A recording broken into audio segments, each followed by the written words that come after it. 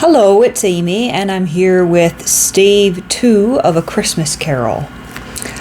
And this is called The First of the Three Spirits. When Scrooge awoke, it was so dark that looking out of bed he could scarcely distinguish the transparent window from the opaque walls of his chamber. He was endeavouring to pierce the darkness with his ferret eyes when the chimes of a neighbouring church struck the 4 quarters, so he listened for the hour. To his great astonishment, the heavy bell went on from 6 to 7, and from 7 to 8, and regularly up to 12, then stopped. 12! It was past 2 when he went to bed. The clock was wrong. An icicle must have got into the works. 12? He touched the spring of his repeater to correct this most preposterous clock. Its rapid little pulse beat 12 and stopped.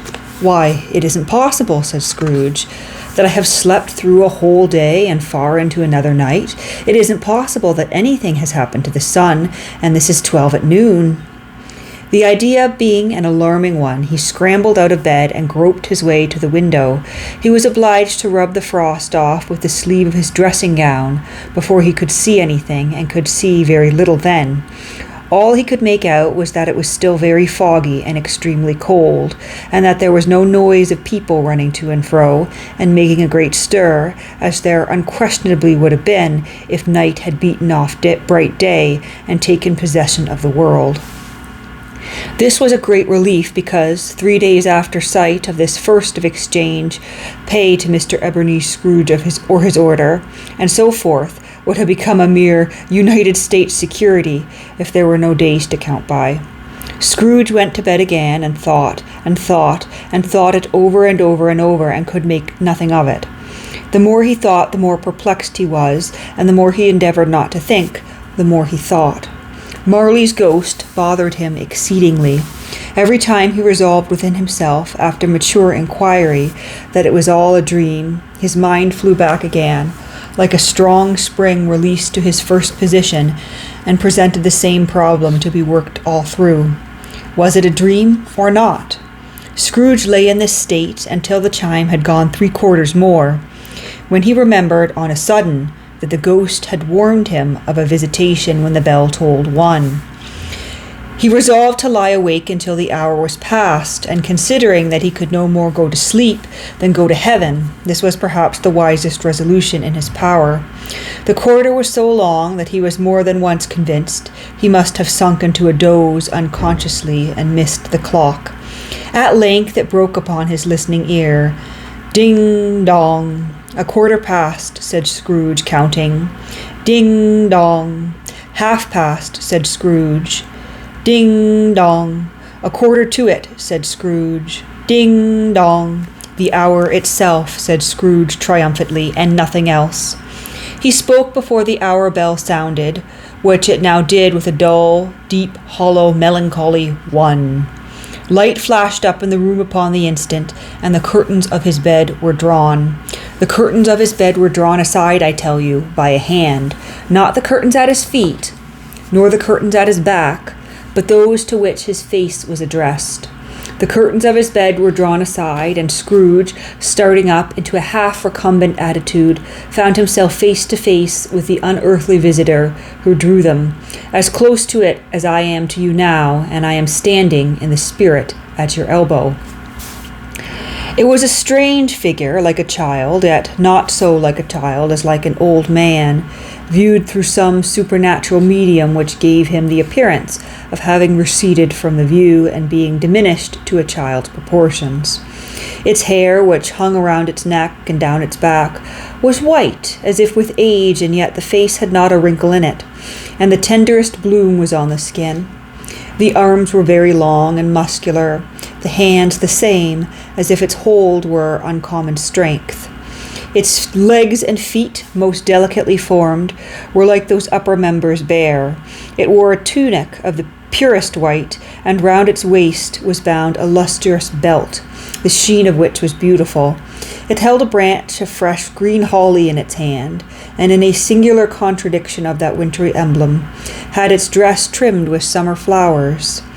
But the strangest thing about it was that from the crown of its head there sprang a bright, clear jet of light by which all this was visible, and which was doubtless the occasion of its using, in its duller moments, a great extinguisher for a cap, which it now held under its arm.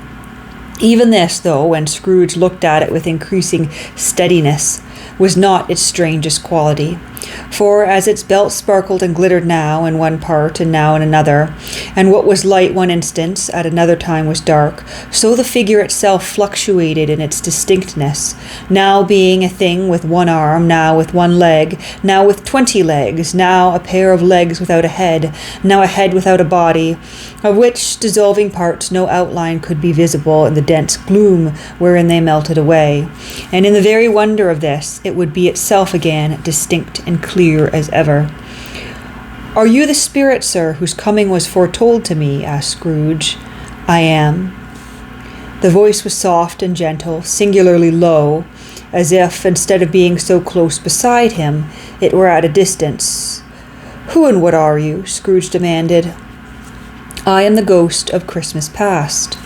"Long past?" inquired Scrooge, observant of his dwarfish stature. "No, your past."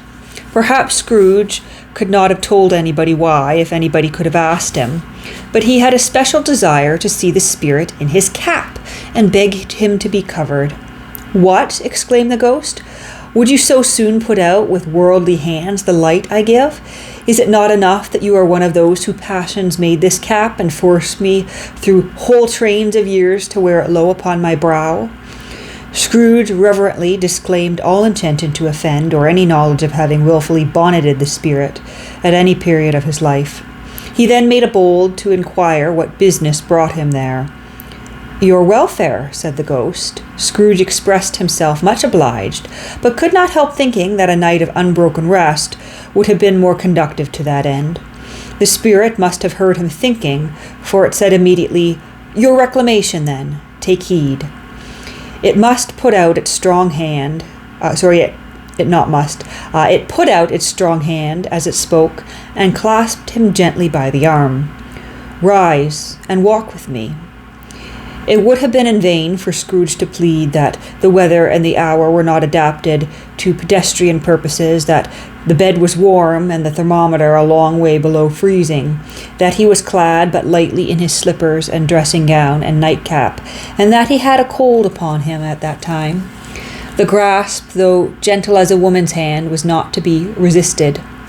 He rose, but finding that the spirit made towards the window, clasped its robe in supplication. "I am mortal," Scrooge remonstrated, "and liable to fall." "Bear but a touch of my hand there," said the spirit, laying it upon his heart, "and you shall be upheld in more than this." As the words were spoken, they passed through the wall and stood upon an open country road with fields on either side. The city had entirely vanished. Not a vestige of it was to be seen. The darkness and the mist had vanished with it, for it was a clear, cold winter day with snow upon the ground. "Good heaven," said Scrooge, clasping his hands together as he looked about him. "I was bred in this place. I was a boy here." The spirit gazed upon him mildly. Its gentle touch, though it had been light and instantaneous, appeared still present to the old man's sense of feeling. He was conscious of 1,000 odors floating in the air, each one connected with 1,000 thoughts and hopes and joys and cares long, long forgotten. "Your lip is trembling," said the ghost, "and what is that upon your cheek?" Scrooge muttered with an unusual catching in his voice that it was a pimple, and begged the ghost to lead him where he would. "You recollect the way?" inquired the spirit. "Remember it!" cried Scrooge with fervor. "I could walk it blindfold." "Strange to have forgotten it for so many years," observed the ghost. "Let us go on." They walked along the road. Scrooge recognizing every gate and post and tree, until a little market town appeared in the distance with its bridge, its church and winding river. Some shaggy ponies now were seen trotting towards them with boys upon their backs, who called out to other boys in country gigs and carts driven by farmers. All these boys were in great spirits and shouted to each other, until the broad fields were so full of merry music that the crisp air laughed to hear it. "These are the shadows of the things that have been," said the ghost. "They have no consciousness of us." The jocund travellers came on, and as they came, Scrooge knew and named them every one. Why was he rejoiced beyond all bounds to see them? Why did his cold eye glisten and his heart leap up as they went past? Why was he filled with gladness when he heard them give each other Merry Christmas as they parted at crossroads and byways for their several homes? And I'm just going to show you the illustration here for a page to come, page 40, where it says, "Scrooge sat down and wept to see his poor, forgotten self."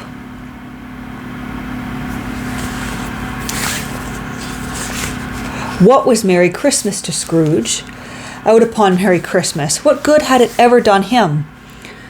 "The school is not quite deserted," said the ghost. "A solitary child, neglected by his friends, is left there still." Scrooge said he knew it, and he sobbed. They left the high road by a well-remembered lane and soon approached a mansion of dull red brick with a little weathercock-surmounted cupola on the roof and a bell hanging in it.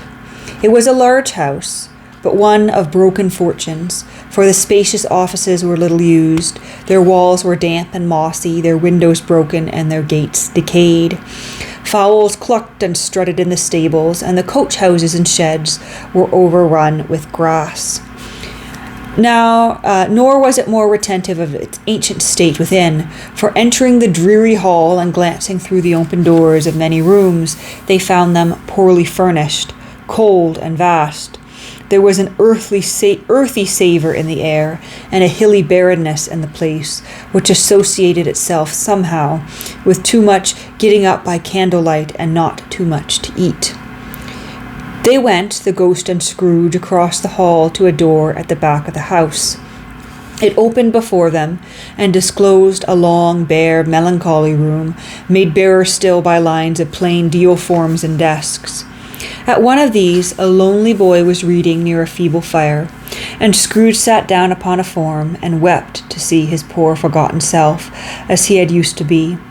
Not a latent echo in the house, not a squeak and scuffle from the mice behind the panelling, not a drip from the half-thawed waterspout in the dull yard behind, not a sigh among the leafless boughs of one despondent poplar, not the idle swinging of an empty storehouse door, no, not a clicking in the fire, but fell upon the heart of Scrooge with softening influence, and gave a freer passage to his tears. The spirit touched him on the arm and pointed to his younger self, intent upon his reading. Suddenly a man in foreign garments, wonderfully real and distinct to look at, stood outside the window with an axe stuck in his belt, and leading by the bridle an ass laden with wood. "Why, it's Ali Baba!" Scrooge exclaimed in ecstasy. "It's dear old honest Ali Baba. Yes, yes, I know. One Christmas time, when yonder solitary child was left all alone, he did come for the first time. Just like that. Poor boy." "And Valentine," said Scrooge, "and his wild brother Orson, there they go. And what's his name, who was put down in his drawers asleep at the gate of Damascus? Don't you see him? And the Sultan's groom turned upside down by the Genii. There he is upon his head. Serve him right. I'm glad of it. What business had he to be married to the princess?" To hear Scrooge expending all the earnestness of his nature on such subjects in the most extraordinary voice, between laughing and crying, and to see his heightened and excited face, would have been a surprise to his business friends in the city indeed. "There's the parrot," cried Scrooge, green body and yellow tail, with a thing like a lettuce growing out of the top of his head. "There he is. Poor Robin Crusoe, he called him, when he came home again after sailing round the island. Poor Robin Crusoe, where have you been? Poor Robin Crusoe?" The man thought he was dreaming, but he wasn't. It was the parrot, you know. There goes Friday, running for his life to the little creek. Hullo, hoop, hullo. Then, with a rapidity of transition very foreign to his usual character, He said in pity for his former self, "Poor boy," and cried again. "I wish," Scrooge muttered, putting his hand in his pocket and looking about him after drying his eyes with his cuff, "but it's too late now." "What is the matter?" asked the spirit. "Nothing," said Scrooge, "nothing. There was a boy singing a Christmas carol at my door last night. I should have liked to have given him something, that's all." The ghost smiled thoughtfully and waved its hand, saying as it did so, "Let us see another Christmas." Scrooge's former self grew large at the words, and the room became a little darker and more dirty. The panels shrank, the windows cracked, fragments of plaster fell out of the ceiling, and the naked laths were shown instead. But how all this was brought about, Scrooge knew no more than you do. He only knew that it was quite correct, that everything had happened so, that there he was, alone again, when all the other boys had gone home for the jolly holidays. He was not reading now, but walking up and down despairingly. Scrooge looked at the ghost with a mournful shaking of his head, glancing anxiously towards the door. It opened, and a little girl, much younger than the boy, came darting in, and putting her arms about his neck and often kissing him, addressed him as her "dear, dear brother." "I have come to bring you home, dear brother," said the child, clapping her tiny hands and bending down to laugh. "To bring you home, home, home." "Home, little Fran?" returned the boy. "Yes," said the child, brimful of glee. "Home for good and all. Home for ever and ever. Father is so much kinder than he used to be. That home's like heaven." And here we have an illustration of Fanny coming and embracing her brother.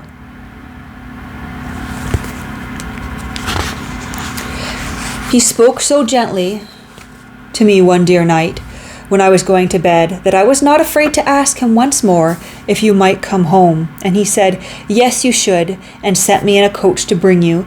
And you are to be a man," said the child, opening her eyes, "and are never to come back here. But first we'll be together all the Christmas long and have the merriest time in all the world." "You are quite a woman, little Fan," exclaimed the boy. He clapped his hands and laughed and tried to touch his head, but being too little, or rather she clapped her hands and laughed and tried to touch his head, but being too little, laughed again and stood on tiptoe to embrace him. Then she began to drag him in her childish eagerness towards the door, and he, nothing loth to go, accompanied her. A terrible voice in the hall cried, "Bring down Master Scrooge's box, there!" And in the hall appeared the schoolmaster himself, who glared on Master Scrooge with a ferocious condescension, and threw him into a dreadful state of mind by shaking hands with him. He then conveyed him and his sister into the verest old well of a shivering best parlour that ever was seen, where the maps upon the walls and the celestial and terrestrial globes in the windows were waxy with cold.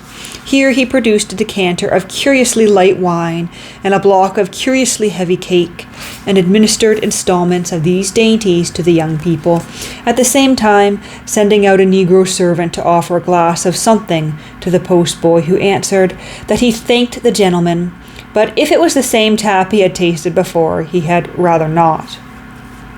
Master Scrooge's trunk being by this time tied on top of the chaise, the children bade the schoolmaster good-bye right willingly, and getting into it, drove gaily down the garden sweep, the quick wheels dashing the hoar-frost and snow from off the dark leaves of the evergreens like spray. "Always a delicate creature whom a breath might have withered," said the ghost, "but she had a large heart." "So she had," cried Scrooge. "You're right. I will not gainsay it, spirit. God forbid." "She died a woman," said the ghost, "and had, as I think, children." "One child," Scrooge returned. "True," said the ghost, "your nephew." Scrooge seemed uneasy in his mind, and answered briefly, "Yes."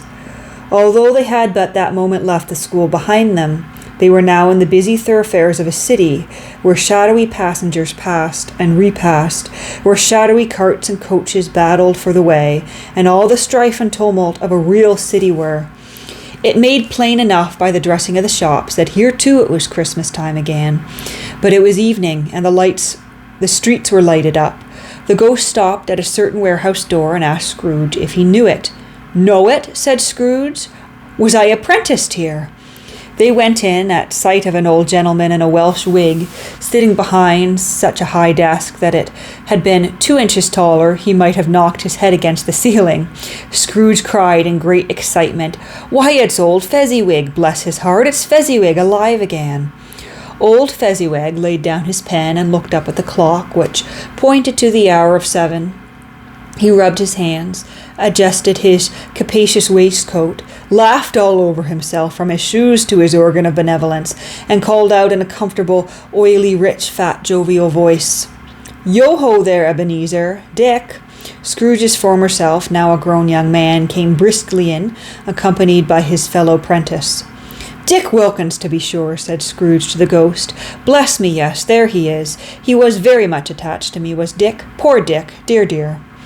"Yo-ho, my boys," said Fezziwig. "No more work tonight. Christmas Eve, Dick. Christmas, Ebenezer. Let's have the shutters up," cried old Fezziwig with a sharp clap of his hands, "before a man can say Jack Robinson." You wouldn't believe how those 2 fellows went at it. They charged into the street with the shutters, 1, 2, 3, had 'em up in their places, 4, 5, 6, barred 'em and pinned 'em, 7, 8, 9, and came back before you could have got to 12, panting like racehorses. "Hilla-ho!" cried old Fezziwig, skipping down from the high desk with wonderful agility. "Clear away, my lads. Let's have lots of room here. Hilla-ho, Dick. Cheer up, Ebenezer. Or cheer up, rather. Cheer up, Ebenezer. Clear away." There was nothing they wouldn't have cleared away, or couldn't have cleared away, with old Fezziwig looking on. It was done in a minute. Every movable was packed off, as if it were dismissed from public life for evermore. The floor was swept and watered, the lamps were trimmed, fuel was heaped upon the fire, and the warehouse was as snug and warm and dry and bright a ballroom as you would desire to see upon a winter's night. In came a fiddler with a music book, and went up to the lofty desk and made an orchestra of it, and tuned like 50 stomach aches. In came Mrs. Fezziwig, one vast substantial smile. And here are the Fezziwigs dancing in an illustration here.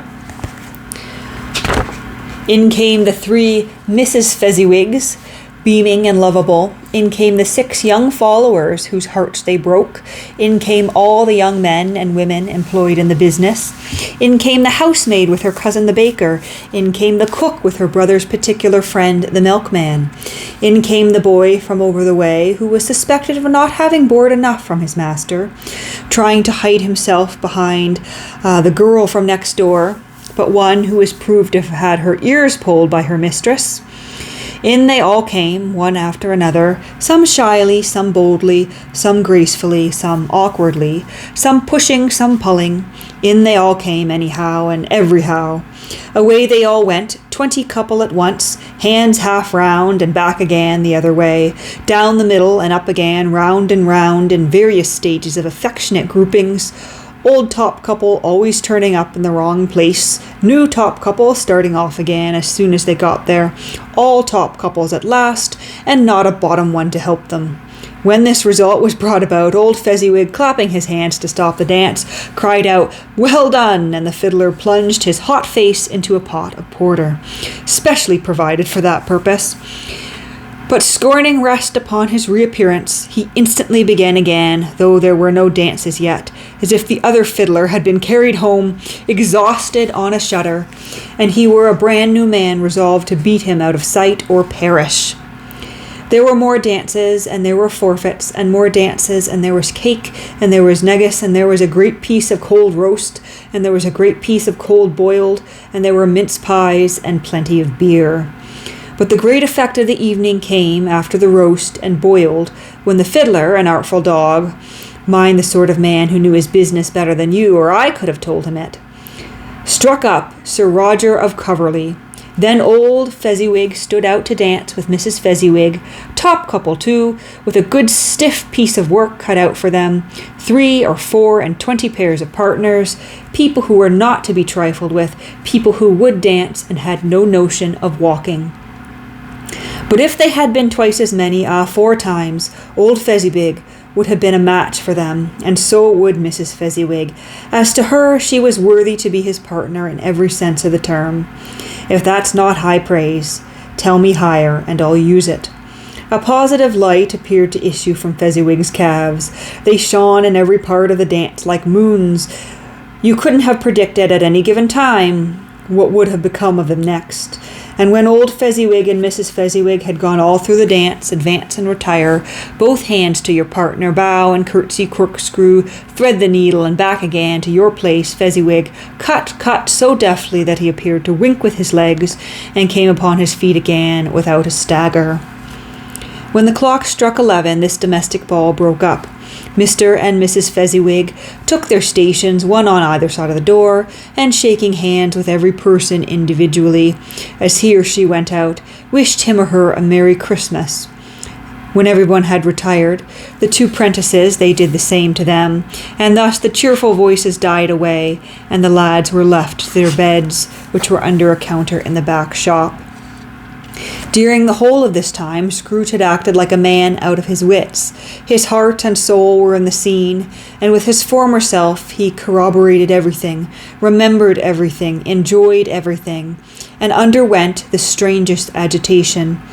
It was not until now, when the bright faces of his former self and Dick were turned from them, that he remembered the ghost, and became conscious that it was looking full upon him, while the light upon its head burned very clear. "A small matter," said the ghost, "to make these silly folks so full of gratitude." "Small," echoed Scrooge. The spirit signed to him to listen to the two apprentices, who were pouring out their hearts in praise of Fezziwig, and when he had done so, said, "Why is it not? He has spent but a few pounds of your mortal money, 3 or 4 perhaps. Is that so much that he deserves this praise?"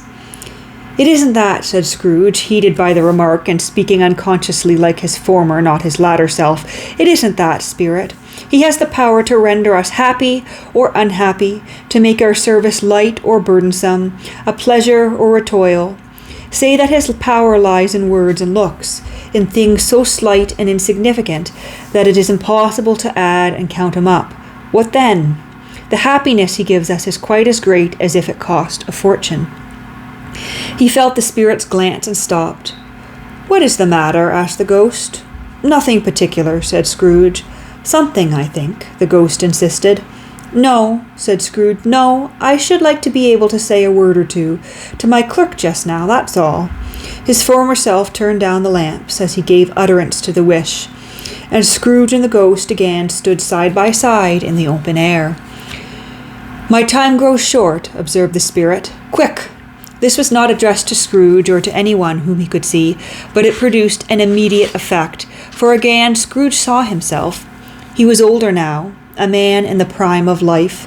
His face had not the harsh and rigid lines of later years, but it had begun to wear the signs of care and avarice. There was an eager, greedy, restless motion in the eye, which showed the passion that had taken root, and where the shadow of the growing tree would fall. He was not alone, but sat by the side of a fair young girl in mourning dress, in whose eyes there were tears which sparkled in the light that shone out of the ghost of Christmas past. "It matters little," she said softly. "To you, very little. Another idol has displaced me. If it can cheer you and comfort you in time to come, as I would have tried to, I have no just cause to grieve." "What idol has displaced you?" he rejoined. "A golden one." "This is the even-handed dealing of the world," he said. "There is nothing on which it is so hard as poverty, and there is nothing it professes to condemn with such severity as the pursuit of wealth." "You fear the world too much," she answered gently. "All your other hopes have merged into the hope of being beyond the chance of its sordid reproach. I have seen your noble aspirations fall off one by one until the master passion, gain, engrosses you, have I not?" "What then?" he retorted. "Even if I have grown so much wiser, what then? I am not changed towards you." She shook her head. "Am I? Our contract is an old one. It was made when we were both poor and content to be so, until in good season we could improve our worldly fortune by our patient industry. You are changed. When it was made, you were another man." "I was a boy," he said impatiently. "Your own feelings tell you that you are not what you are, that you were not what you are, rather," she returned. I am. That which promised happiness when we were one in heart is fraught with misery now that we are two. How often and how keenly I have thought of this, I will not say.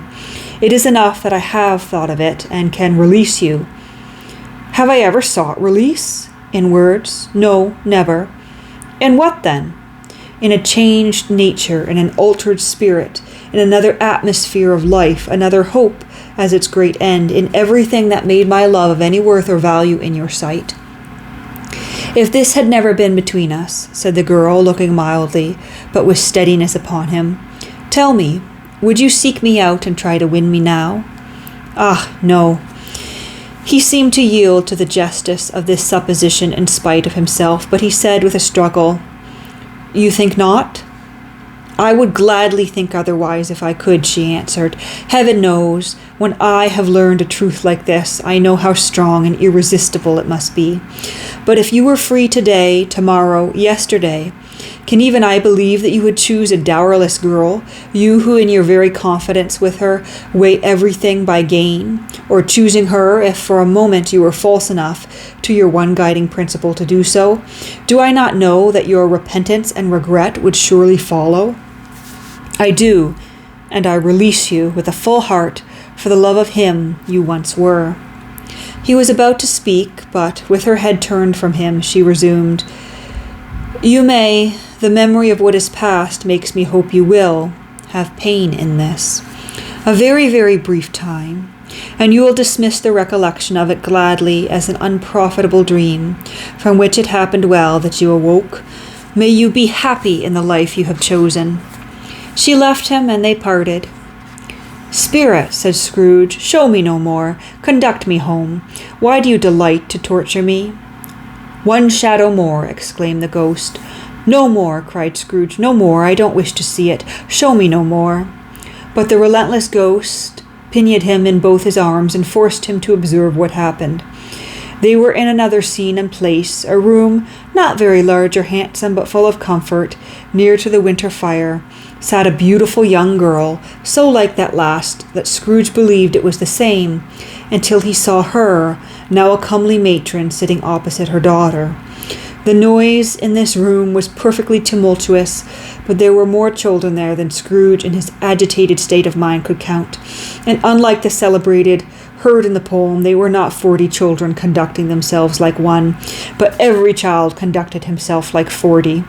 The consequences were uproarious beyond belief, but no one seemed to care. On the contrary, the mother and daughter laughed heartily and enjoyed it very much, and the latter, soon beginning to mingle in the sports, got pillaged by the young brigands more ruthlessly. What would I not have given to be one of them, though I never could have been so rude. No, no, no. And here is another illustration. I wouldn't for the wealth of all the world have crushed that braided hair and torn it down, and for the precious little shoe I wouldn't have plucked it off, God bless my soul, to save my life. As to measuring her waist in sport, as they did, bold young brood, I couldn't have done it. I should have expected my arm to have grown round it for a punishment and never come straight again.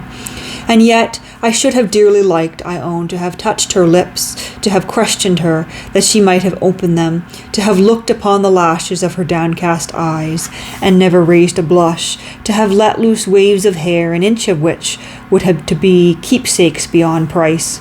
In short, I should have liked, I do confess, to have the lightest license of a child, and yet to have been man enough to know its value. But now a knocking on the door was heard, and such a rush immediately ensued that she, with laughing face and plundered dress, was borne towards it, the centre of a flushed and boisterous group, just in time to greet the father, who came home, attended by a man laden with Christmas toys and presents. Then the shouting and the struggling and the onslaught that was made on the defenceless porter, the scaling him with chairs for ladders to dive into his pockets, to spoil him of brown paper parcels, hold on tight by his cravat, hug him round his neck, pummel his back, and kick his legs in irrepressible affection. The shouts of wonder and delight with which the development of every package was received, the terrible announcement that the baby had been taken in the act of putting a doll's frying pan into its mouth, and was more than suspected of having swallowed a fictitious turkey glued on a wooden platter. The immense relief of finding this a false alarm, the joy and gratitude and ecstasy, they are all indescribable alike. It is enough that by degrees the children and their emotions got out of the parlour, and by one stair at a time up to the top of the house, where they went to bed and so subsided. And now Scrooge looked on more attentively than ever, when the master of the house, having his daughter leaning fondly on him, sat down with her and her mother at his own fireside, and when he thought that such another creature quite as graceful and as full of promise might have called him father, and been a springtime in the haggard winter of his life, his sight grew very dim indeed. "Belle," said the husband, turning to his wife with a smile, "I saw an old friend of yours this afternoon." "Who was it?" "Guess." "How can I? Tut, I don't know," she added in the same breath, laughing as he laughed. "Mr. Scrooge?"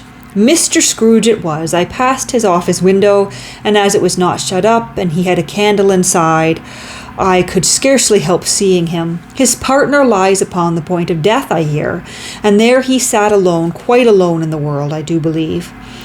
"Spirit," said Scrooge in a broken voice, "remove me from this place." "I told you, these were shadows of the things that have been," said the ghost. "That they are what they are, do not blame me." "Remove me," Scrooge exclaimed. "I cannot bear it." He turned upon the ghost, and seeing that it looked upon him with a face in which in some strange way there were fragments of all the faces it had shown him, wrestled with it. "Leave me, take me back, haunt me no longer."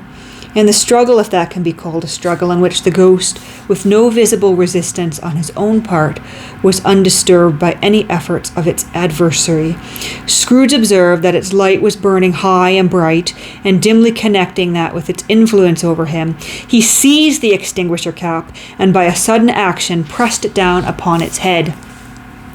The spirit dropped beneath it so that the extinguisher covered its whole form, but though Scrooge pressed it down with all his force, he could not hide the light which streamed from under it in an unbroken flood upon the ground.